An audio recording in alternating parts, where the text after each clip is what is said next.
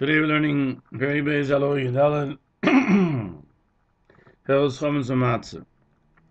Rambam says Ksayas Chametz b'shmei koiro.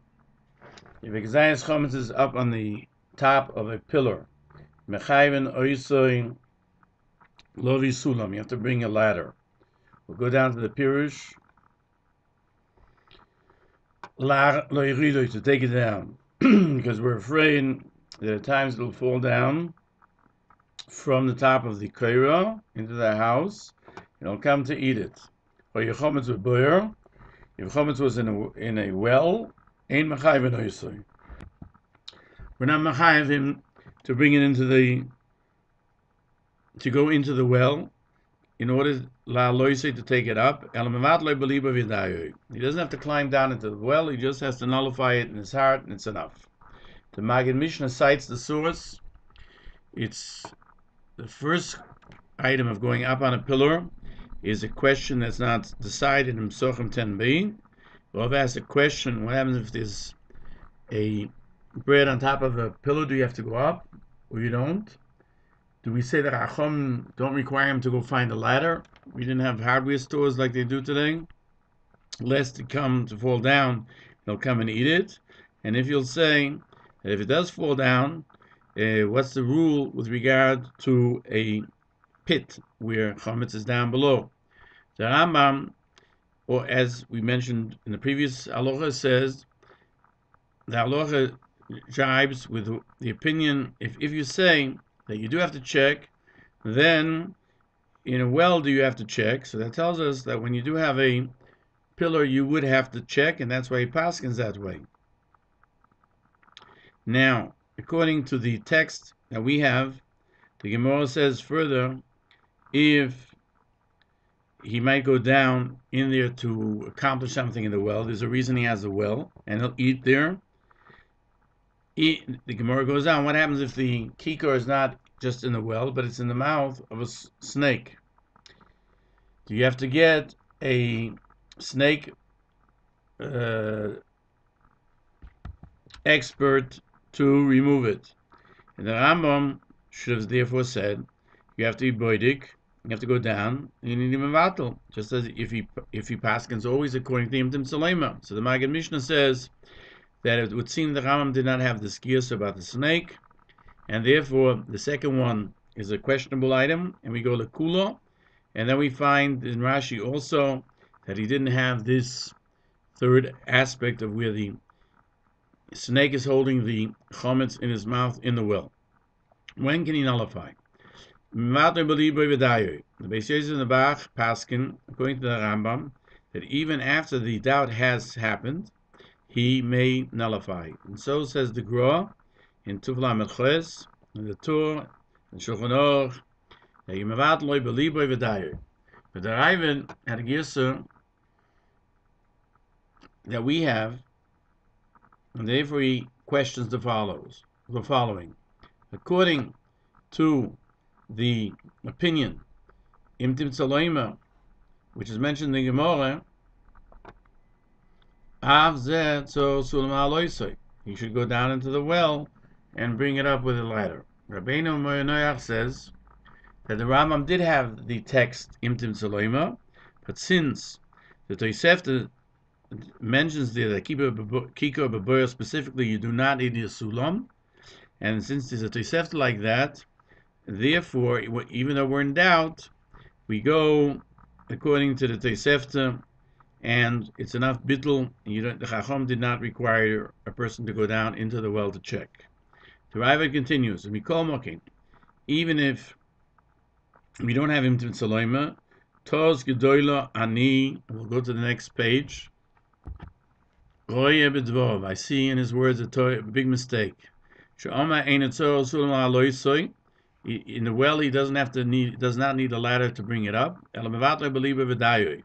It's enough to nullify it in his heart, and it's enough. It would seem in the eyes of the Rova that he was questioning the even if to begin with he can leave it there.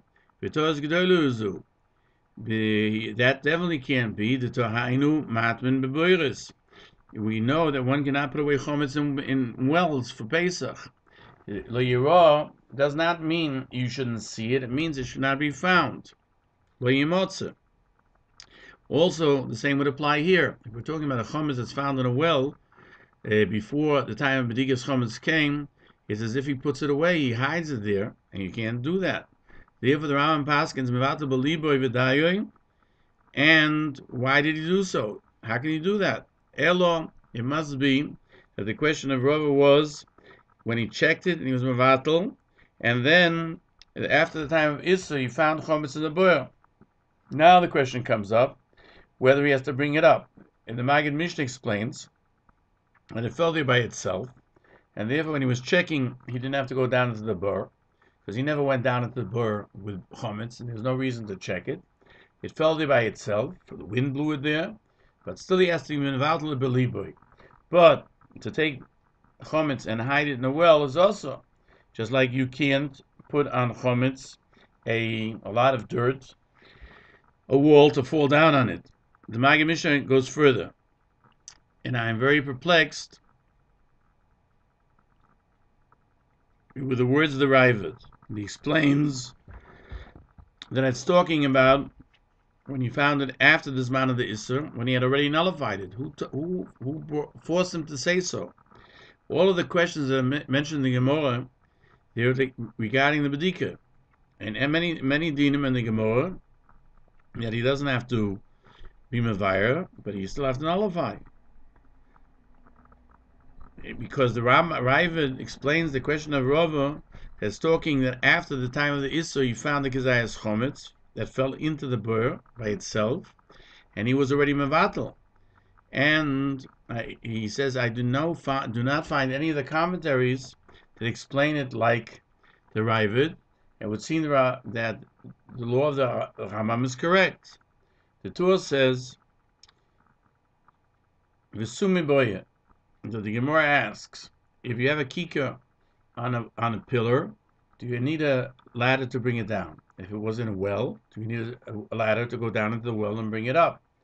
And if it's in the mouth of a Nachash, he had the text of Nachash, do you need a snake catcher to be paid to bring it? And all of these questions remain a suffix because the Torah does not go with the Rambam's klal that if it says tim soloim, im tim soloim, that's the halacha. And the Torah continues, but the Ravid disagrees that all of these are not asked l'chatchila, whether you have to bring it down, but because for sure, if he knows it's there, he cannot leave it there to begin with. It's talking after he was boidik and he was nullified, and then he found it. So therefore, in all three boyas, the Ravid would be seeming, according to the Torah, to be learning that he was boidik, and then he was mevatel, and afterwards he found it. Beis Yosef argues that the Ravid only had the question about the bor, but not on the nochash, and the Kezayas Chometz, and the pillar. He didn't ask the question. He agrees with the Rambam that you have to go up on the pillar. You do not have to go to the nochash. And he explains that the Kesef Mishnah explains, the Beis Yosef explains that the Torah learned that all of these questions are teku, since the Ravid explains chometz and boyer, they was bodek u'botel in the Torah fields, and all of the questions were bodek u'botel. That just as he explains the other ones, and now we turn the page. That in the same fashion we explain one question, we explain the others, and not like the Maggid Mishnah that wants to say that the Ravid makes a differentiation between the situation of in the well and with the others, such as on the pillar where he's moida, that's talking about that he's coming to check for the first time, and not where he has already checked. The Mishnah Lamelech argues, I don't know what the Ravid wants here. That just like the first question of the Bur is talking after Bedika, therefore the Kikar and the Nochash and the Kikar and the pillar should also be talking after Bedika. And if that's the case, the question is whether he has to repeat his Bedika and the whole argument of the Ravid is that if there's Chometz Yadua and he does not take it out, it's as if he hides it in a bur, and that bittul only helps on Chometz that's not known, then that applies to whether it's on a pillar or in the mouth of a nochash, etc. Therefore, the Mishnah Lamelach explains that the Ravid did not argue with the Rambam by the nochash and on the Chometz on the pillar, because there's no proof from the Rambam that he knew about it before he was mevatel. But by Chometz Zabur, he writes mevatloi b'liboy v'dayoy. Now he says that wording seems to prove that it's before the time of Issa, because you can't be mevatel anything after the time of the Issa Ano. Thus, we see that the Rambam must have been learning that Rava's questions were to begin with, and therefore the Ravid asked a question on him from the Bor, and I did not find anything in the Maggid Mishnah which would prove that he doesn't hold like the Torah. That's a suffix. Abala Emor Posak. The Balamor says the halacha in all of the questions is l'chumra, that even if he was nullified it before, he still has to check it. And Rabbeinu Monoach adds from a Tosefta that a kikar b'bur, you don't need a sulam, v'hu k'mevua, just like if a wall fell on it, but only by chometz, which is choshev, such as